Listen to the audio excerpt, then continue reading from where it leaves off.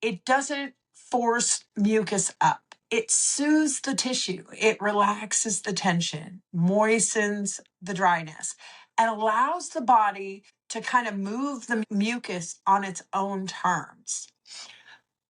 Because Mullein is cooling and moistening, it specifically addresses the harsh, hot, dry cough.